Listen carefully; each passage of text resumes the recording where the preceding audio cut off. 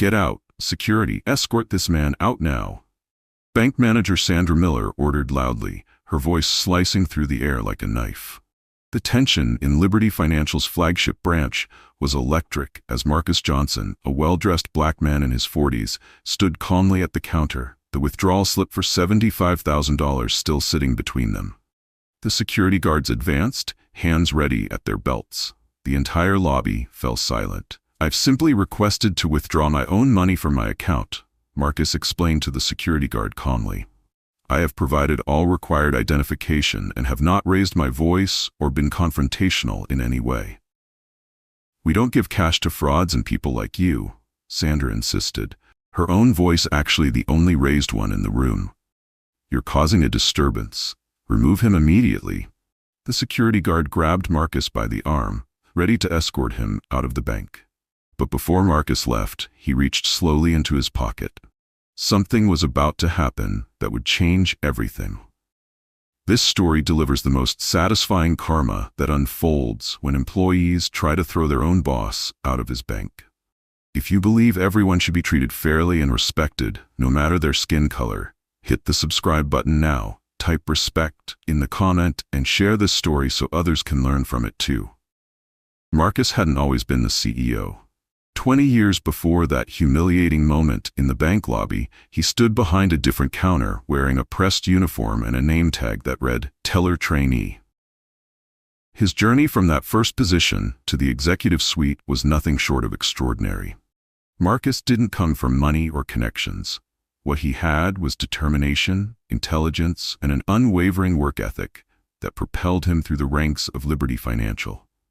From teller to loan officer, from branch manager to regional director, Marcus mastered every role he took on. Along the way, he earned his MBA from Wharton, led record-breaking quarters in 3 different divisions, and developed a reputation as the problem solver who could turn around struggling branches. But even as he reached the C-suite, whispers followed him. Comments behind closed doors. Concerns not about his qualifications, but about whether major clients would be comfortable with his black skin as the face of the company. Now, standing at this counter being physically removed from his own bank, all those whispers were becoming shouts. Marcus had been tracking a disturbing pattern of customer complaints. While overall satisfaction scores looked good on paper, digging deeper revealed significant disparities in service quality. The numbers told a troubling story that previous leadership had deliberately buried. Rather than relying on reports and second-hand accounts, Marcus decided to see for himself. The undercover boss approach wasn't just a gimmick. It was the only way to experience the unfiltered reality his customers faced. It was 9:15 a.m. on a Tuesday when Marcus Johnson walked through the revolving doors of Liberty Financial's flagship branch. He had deliberately chosen modest attire, a simple navy hoodie, dark slacks, and a baseball cap. His short natural hair was neatly trimmed and his face clean-shaven, but not freshly so. To anyone looking, he appeared to be a casual middle-class man, not the CEO of the entire institution. Marcus took a seat in the waiting area, seemingly checking his phone but actually observing the customer service dynamics unfolding around him. What he witnessed in those first 15 minutes was more revealing than 1,000 customer surveys. A white businessman in an expensive suit approached the entrance. Before he even reached the counter, a staff member intercepted him with a smile. "Good morning, sir. How can we help you today?" The man was escorted directly to a desk, bypassing the line entirely. Minutes later, an elderly Asian couple entered. They were directed to take a number and wait. No smile, no warmth, just a pointing finger toward the seating area. A young white woman in casual clothes approached the quick service counter. The teller chatted amicably with her, asking about her weekend plans. Transaction completed in under 2 minutes. Then a Hispanic man in work clothes stepped up to the same counter. Suddenly there were additional questions, requests for multiple forms of ID, and a suspicious once-over from the teller. His simple check cashing took nearly 10 minutes. Marcus watched this pattern repeat itself 6 more times before he finally approached the counter himself. By then, he had been waiting for 37 minutes, despite the branch being only moderately busy. 3 white customers who arrived after him had already been served. When Marcus finally reached teller Amy's window, the young woman's smile faltered. "How can I help you?" she asked, her tone noticeably cooler than it had been with the previous customer. "I'd like to make a withdrawal, please," Marcus said, sliding his ID and withdrawal slip across the counter. The amount, $75,000. Amy's eyes widened slightly. She examined Marcus's driver's license, then looked at his face, then back at the license, as if confirming they were indeed the same person. "This is a large amount," she said, her voice rising just enough to catch the attention of her colleague at the next window. "Yes, it is," Marcus replied calmly, "but it's well within the daily limit for my account type." Amy didn't respond. Instead, she turned and whispered something to Greg, the senior teller at the next station. Greg glanced over, nodded, and then walked over, positioning himself directly behind Amy so he towered over the counter. "Is there a problem here?" he asked loudly, not directed at Amy but at Marcus. Heads turned throughout the lobby. Other customers stared. Marcus felt the weight of every eye in the place, the silent judgment, the immediate assumption that he must be doing something wrong. With remarkable composure, Marcus placed his bank card on the counter alongside his ID. "No problem at all. I'm simply making a withdrawal from my account." Greg picked up his ID, studying it with exaggerated scrutiny. "We've been seeing some unusual activity on these types of accounts lately," he said, emphasizing these types just enough to make his meaning clear. "We need to be extra careful." "What types of accounts would those be exactly?" Marcus asked, his voice steady. Greg ignored the question. "Amy, can you pull up the account history, please? Let's see what kind of transaction patterns we're looking at." As Amy tapped at her keyboard, another staff member drifted over. Jason, according to his name tag, leaned in and whispered something to Greg. Not quite quietly enough, probably one of those money laundering schemes. Jason didn't even try to hide his contempt as he looked Marcus up and down, taking in his modest clothing and natural hair with a smirk. "We just need to verify the funds are actually yours," he said with false sweetness. "You understand, right? It's for your protection." The situation was rapidly deteriorating. Marcus maintained his dignity, standing straight, voice unwavering. "I understand the need for security. I've provided my identification and bank card. I'm a customer of this bank and have been for many years. I'd like to complete my transaction now, please." That's when Jason called over Sandra Miller, the branch manager. She strode across the lobby with the confidence of someone who had never been questioned in her life. Her expression was a practiced blend of concern and authority as she approached Marcus. "Sir, I understand there's some confusion about your withdrawal request," she said, her tone dripping with condescension. She didn't introduce herself, didn't ask for his name, just immediately assumed a position of authority over him. "There's no confusion on my part," Marcus replied. "I'm simply trying to access my own money." Sandra's smile didn't reach her eyes. $75,000 is a significant amount of cash. May I ask what it's for?" This question, one that had not been asked of a single white customer making large transactions that morning, hung in the air between them. The double standard couldn't have been more blatant if they'd put up a sign. The tension in the air was thick enough to cut with a knife as Sandra Miller stared down at Marcus. Her face a mask of practiced concern that couldn't quite hide the disdain underneath. The bustling bank lobby seemed to quiet around them, as if the very air was holding its breath in anticipation of what would come next.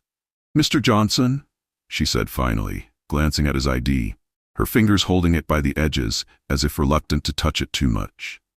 "This amount doesn't seem appropriate for someone like you. Liberty Financial prides itself on dignity, and we have a class of customers we serve." There it was. The mask had slipped. In those few words, Sandra had revealed exactly what this was about. Not security protocols, not banking regulations, just pure, unfiltered prejudice dressed up in corporate speak. Behind Sandra, the staff exchanged knowing glances. Amy looked down, seemingly uncomfortable, her hands fidgeting with a stack of deposit slips that didn't need straightening. Her body language screamed discomfort, but her silence made her complicit all the same. Greg and Jason didn't bother hiding their amusement.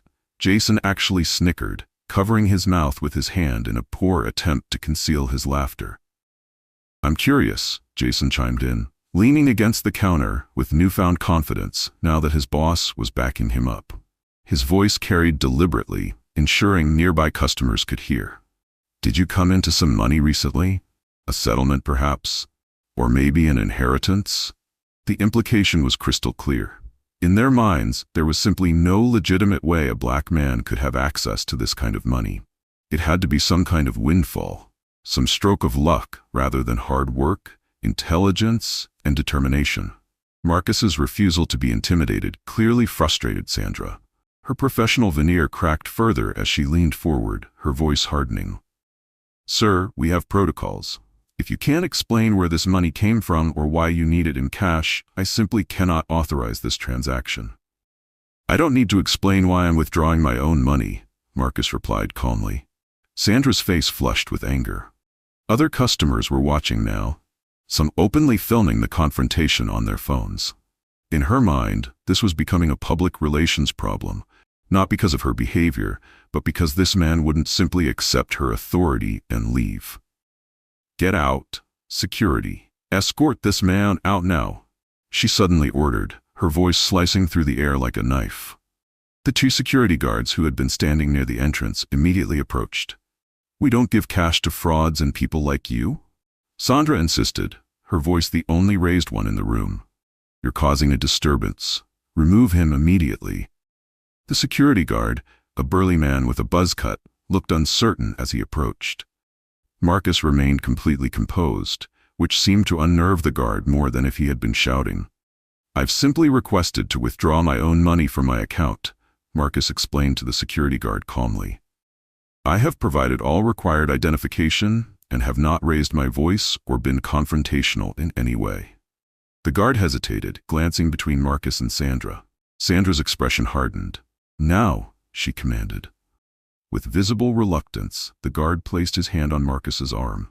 "Sir, I'm going to have to ask you to come with me." The entire bank lobby had fallen completely silent. Every customer, every employee watched as the well-dressed black man was being physically removed for simply trying to access his own funds. But before the guard could lead him away, Marcus reached slowly into his pocket. Sandra tensed visibly as Marcus reached into his jacket. The security guard's grip tightened on Marcus's arm, his other hand moving toward his belt. But Marcus simply withdrew his phone. With incredible composure, he dialed a number as the security guard maintained his hold. "Yes, hello," Marcus spoke into the phone, his voice professional and steady despite the humiliating circumstances. "This is Marcus Johnson calling. I'm currently at the downtown branch of Liberty Financial, and I'm being physically removed from the premises for attempting to withdraw funds from my own account." The security guard's grip loosened slightly as confusion crossed his face. The absolute confidence in Marcus's tone was at odds with the situation. Sandra stepped forward, her patience completely exhausted. "Hanging up that phone right now. You're being removed for disruptive behavior, and if you resist, we'll be forced to call the police." Marcus continued his call as if she hadn't spoken. "Yes, I'm still at the downtown branch. They've refused the transaction and have security physically restraining me now. Yes, that's correct." His calm was clearly unsettling to Sandra. People in his position, being denied service, being physically removed, were supposed to react with anger or fear, not this unshakable composure. "Sir," Sandra's voice rose, all pretense of professionalism gone. "Put that phone away now." Marcus turned slightly away from her, still speaking clearly into the phone. The bank's large wall clock ticked loudly, marking each second of the standoff. It was 10:17 a.m., a time that would be recorded in numerous termination documents in the hours to come. That's when Marcus spoke his final words into the phone, words that would change everything in the next few moments. "Michael, I need you in the downtown branch immediately. Security has their hands on me." The name hit Sandra like a physical blow. Michael, as in Michael Roberts, head of operations for the entire bank. Marcus knew him. Marcus had his direct number. A flicker of uncertainty crossed Sandra's face, the first crack in her confident facade. Who was this man, really? How did he have direct access to one of the most senior executives in the company? The security guard, sensing the shift in energy, released Marcus's arm completely and took a step back. In the headquarters building, the executive suite of Liberty Financial suddenly burst into activity. Michael Roberts stood bolt upright at his desk, his face draining of color as he recognized the voice on the other end of the line and realized what was happening. "Get me every customer complaint from the downtown branch for the past year," he barked at his assistant. "And call security. Tell them not to let anyone leave that branch, especially not the manager or any staff members." His designer shoes echoed sharply on the marble floor as he rushed toward the executive elevator, the one that could take him directly to the lobby without stopping. In the adjacent conference room, board members who had been reviewing quarterly projections found themselves suddenly interrupted as security feeds from the downtown branch were pulled up on the main screen. "What's happening?" asked Jonathan Davidson, the chairman of the board, as technicians scrambled to enhance the audio. "You need to see this, sir," replied the head of security, his expression grim.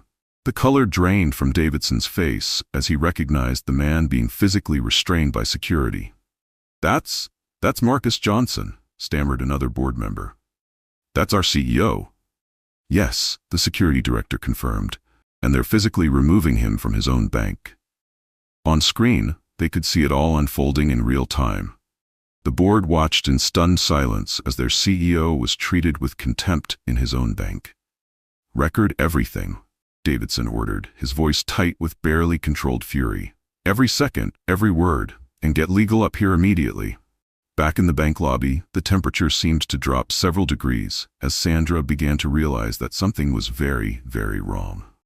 The confidence drained from her face, replaced by the first flickers of genuine fear. Unknown to her and her staff, the security cameras had also captured their treatment of other customers throughout the morning. The pattern of discrimination that Marcus had witnessed firsthand. Every interaction, every disparate treatment, every preferential service was now preserved as evidence. The grand double doors of Liberty Financial's flagship branch burst open with such force that they slammed against the walls, the sound reverberating through the marble lobby like a thunderclap. Every head turned as Michael Roberts strode into the space, his presence commanding immediate attention.